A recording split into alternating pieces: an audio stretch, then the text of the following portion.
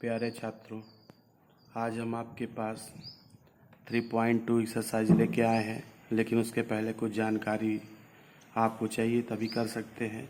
जैसे अगर हमको दो समीकरण दिए हों a1x + b1y + c1 = 0 और a2x + b2y + c2 = 0 दिए हों, तो यहाँ पर हमारी तीन स्थितियाँ बनती हैं।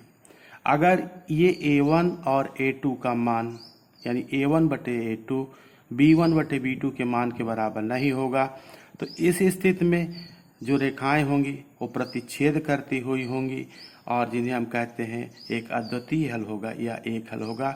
इस परिस्थिति में सवाल को आपको पूरा सॉल्व करना होगा। अगर यहाँ से a1/a2 = b1/b2 = c1/c2 आ जाए तो रेखाएं हमारी संपाती होंगी एवं हम कह सकते हैं कि इसके अनेक हल होंगे, जिसको हल करने की आवश्यकता नहीं होगी। और यदि तीसरी बात ये आती है कि a1/a2 = b1/b2 लेकिन ये c1/c2 के बराबर ना हो, तो रेखाएं समांतर होंगी और इनका कोई हल नहीं होगा। ये तीन बातों को दिमाग पर रख करके ही इस प्रश्नावली को किया जाएगा। आइए प्रॉब्लम्स पे चलते हैं। प्रॉब्लम नंबर फर्स्ट 3.1 का पहला है, कह रहा है निम्न समस्याओं में रैखिक समीकरणों के युग्म बनाइए और उनके ग्राफीय विधि से हल करिए। पहला कह रहा है कक्षा 10 के 10 विद्यार्थियों ने एक गणित की पहेली प्रतियोगिता में भाग लिया। यदि लड़कियों की संख्या लड़कों की संख्या से 4 अधिक हो तो प्रतियोगिता में भाग लिए लड़कों और लड़कियों की संख्या ज्ञात कीजिए। सबसे पहले हम मान लेते हैं कि माना लड़कों की संख्या बराबर x एवं लड़कियों की संख्या y मान लेते हैं। पहली स्थिति तो ये।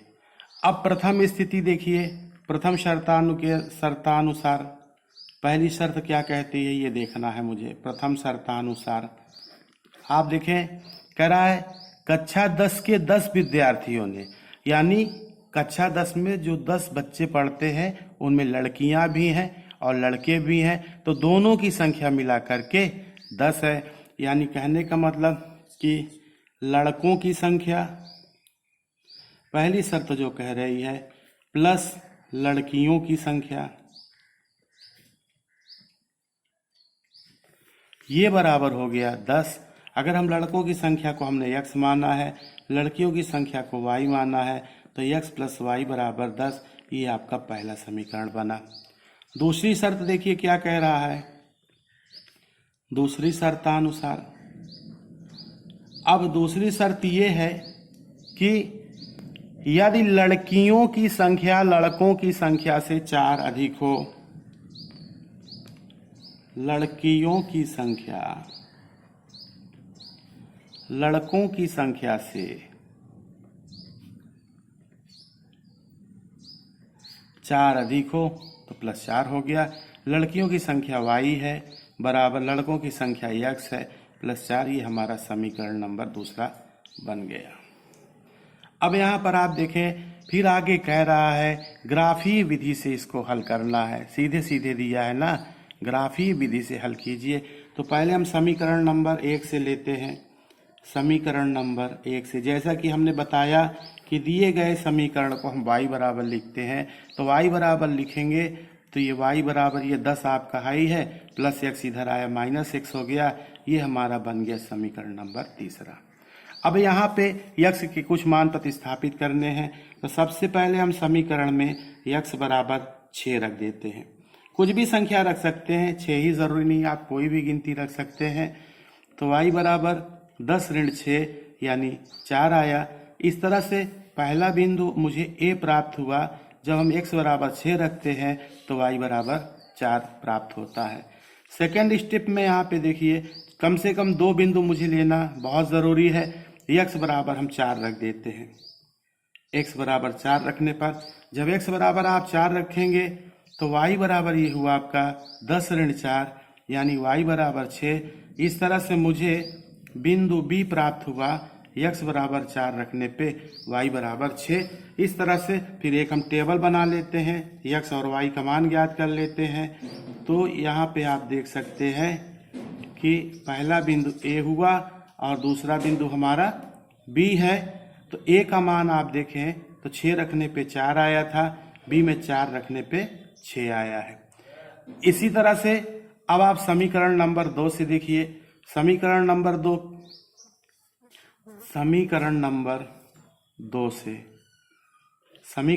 2 देखिए आपका सीधे सीधे लिखा ही है, y बराबर x प्लस 4।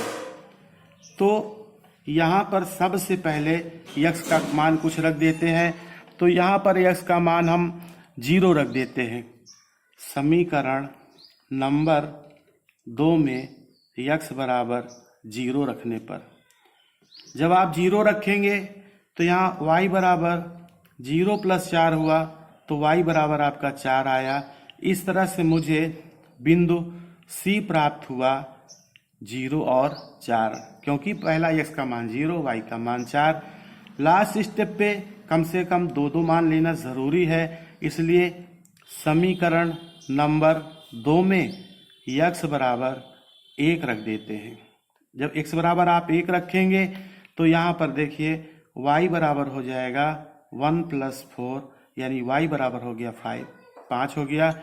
इस तरह से मुझे बिंदु D प्राप्त हो गया, कितना, 1 पर 5। इस तरह से यहाँ पर भी एक टेबल बना लेते हैं। ये x हुआ, ये y हुआ, यहाँ पर ये बिंदु C हुआ, ये D हुआ। C आया 0 पर 4 और D आया 1 पर 5। तो इस तरह से आपके बिंदु प्राप्त हो गए। यहाँ पर देखिए 0 4 1 5 है। पेज पलटता हूँ। अब इसको ग्राफ पे प्रदर्शित करना है। तो ये हमारा x अक्ष है, ये हमारा y अक्ष है। तो पहले 6 पर 4, तो 6 खाना x पर, देखिए ये जो पहला 6 मान दिया है x का है, तो ये 6 पर 4 खाना आप ऊपर आए तो ये बिंदु बना 6 और 4। ग्राफ कॉपी आप लेंगे तो सीधे सीधे कॉलम बने होंगे। बिंदु भी 4 और 6 है, तो पहले 4 चलिए, फिर ऊपर 6 खाना आइए, तो ये 4 और 6 हो गया। इसी तरह बिंदु C 0 पर 4 है, 0 पर 4 बिंदु C हो गया। और बिंदु D 1 पर 5 है, तो मतलब x का मान 1 है, y का 5 है। 1 खाना इधर आए, 5 है प्लस 5 ऊपर आएगा, इसलिए 5 खाना हम यहाँ पर आइए, बिंदु D हो गया। यहाँ से करते क्या, A से B को मिलाती हुई एक रेखा खींच देते हैं और यहाँ C से D को मिलाती हुई रेखा खींच देते हैं, जो कि यहाँ पर आकर के बिंदु E पर एक दूसरे को काटता है। तो E पर काटता है तो आप देख सकते हैं कि x का मान 3 है और y का मान 7 है। इस तरह से जब आप हल करते हैं तो यहाँ पे आंसर आता है 3 और 7, यानी x बराबर 3 आता है और y बराबर 7 आता है। इस तरह से क्वेश्चन आपका हो गया। आइए अब हम अगले क्वेश्चन पे चलते हैं। कह रहा है 5 पेंसिल तथा 7 कलम का मूल्य 50 रुपया है। तो प्रथम शर्त के पहले मान लेते, माना पेंसिल का मूल्य बराबर x रुपया, माना पेंसिल का मूल्य बराबर x रुपया तथा कलम का मूल्य बराबर y रुपया। पहली शर्त के अनुसार देखिए, जो प्रथम शर्त है, प्रथम शर्त के अनुसार देखिए 5 पेंसिल यानी 5x, 7 कलम, कलम को y लिखेंगे यानी 7y बराबर 50। तो दिए गए फलन को y बराबर लिखते हैं, तो 7y बराबर क्या हो जाएगा, 50 ऋण 5x, या इसी को हम लिख सकते हैं y बराबर 50 ऋण 5x बटे 7। ये हमारा बन गया समीकरण नंबर 1। तो ये बना यहाँ पे। अब यहाँ पर देखिए डायरेक्ट कर लेते हैं, यहाँ पे मान रख लेते हैं। तो x का मान हम 3 रखते हैं। x बराबर 3 रखने पर तो y बराबर हुआ 50 ऋण 5 गुणे 3 बटे 7। तो यही हो गया 50 ऋण 15 बटे 7। 50 में से 15 घटाइए, 10 में से 5 गए 5, 4 में से गए 3 बटे 7, 7 बचे 35। यानी प्रथम बिंदु मुझे बिंदु A प्राप्त हुआ आपका 3 रखने पर 5। सेकंड स्टेप पे इसको इक्वेशन नंबर 2 मान लीजिए। यहाँ पे x बराबर -2 रखने पर, जब आप -2 रखेंगे तो y बराबर हो जाएगा 50 ऋण 5 गुणे -2/7, यही बना 50 ऋण ऋण का धन हो गया, 5 दूनी 10। तो 50 बटे ये आपका कितना है, बटे 7 है, सॉरी -4 रखिए, x बराबर -4 रखने पे, -2 नहीं -4 पे, क्योंकि पूरा पूरा कटना चाहिए। तो 5 चौको 20 हो जाएगा और 50 20 70/7, 7 दहम 70, 10 आया। इस तरह से बिंदु हमको प्राप्त हो गया, बिंदु B बराबर -4 पे 10 आ गया। इसी तरह से दूसरी शर्त के अनुसार देखिए, दूसरी शर्त क्या कह रहा है कि 7 पेंसिल और 5 कलम का मूल्य 46 रुपया है, यानी 7 पेंसिल 7x हो गया, 5 कलम यानी 5y हो गया, मूल्य 46 हो गया। ये समीकरण नंबर 3 बन गया। या इसी को 5y बराबर आप लिख सकते हैं 46 ऋण 7x, या यहाँ से देखें y बराबर हो गया 46 ऋण 7x बटे 5। मान लिया ये समीकरण नंबर अपना 4 बन गया। यहाँ पर देखिए सबसे पहले x बराबर -2 रख दीजिए। जब x बराबर -2 रखेंगे तो y बराबर हुआ आपका 46 ऋण 7 गुणे x का मान आप देखिए -2 है, बटे ये 5 है, 5 कर दिया तो ये हो गया 46 और 7 दूनी 14, धन 14 बटे 5। तो ये हो गया कितना हो जाएगा 46 7 7 14 बटे 5, तो ये बना 6 4 10, 4 1 5 1 6 बटे 7, 5 12 हम 60 यानी 12 आया।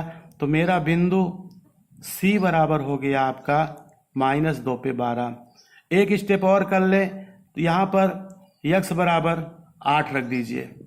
जब x बराबर आप 8 रखेंगे तो y बराबर हो जाएगा 46 ऋण 7 गुणे 8 बटे 5, तो ये हो गया 46 ऋण 8 7 56 बटे 5, तो ये हो जाएगा ऋण 10 बटे 5, 5 दूना 10 ऋण 2। इस तरह से बिंदु D हमको प्राप्त हो गया। जब हमने कितना रखा 8 रखने पर -2 प्राप्त होगा। इस तरह से आप देख सकते हैं, इसको सॉल्व कर लेंगे। इसके बाद फिर इन मानों को ग्राफ कॉपी पे रखा जाएगा। तो ये मैंने टेबल देखिए ऑलरेडी बना रखा है। अब बात करते हैं ग्राफ की। तो ग्राफ करने के लिए आपको बता दूं, थोड़ा सा इसको मैं जूम करता हूं। जूम करने पर ये कुछ आपका इस टाइप से ग्राफ आया। अब यहाँ पर आप देखें, जैसे 3 पर 5 किया आपने तो ये 3 खाना हुआ, +5 है ऊपर आए, ये 5 खाना पर इधर आ गए तो ये 3 5 बन गया। -4 पे 10 है तो 4 खाना बाईं ओर आएंगे, क्योंकि इसका मान माइनस में है। तो -4 पे 10, तो 10 खाना आप ऊपर आएंगे। ये देखिए 10वां खाना इसके सामने, तो ये बिंदु B हो गया। फिर इसको A से B को मिलाती हुई रेखा हमने खींच दिया और ये हमारा 5x + 7y बराबर 50 है। इसी तरह आप देखें -2 पे 12 है, 2 खाना इधर लाए, -2 पे 12, 12 ये देखिए ऊपर आ गया, और 8 पर -2 है तो ये 8 है और 2 खाना नीचे आ गया। इसको मिलाती हुई रेखा खींच दिया। एक दूसरे को जहाँ पे काटते हैं ये बिंदु 3 5 है। इस तरह से आपका आंसर आ गया 3 और 5। कहने का मतलब कि x बराबर 3 और y बराबर 5 आ गया। इस तरह से अगर आपको हमारा वीडियो पसंद आया है तो लाइक करें, सब्सक्राइब करें, शेयर करें।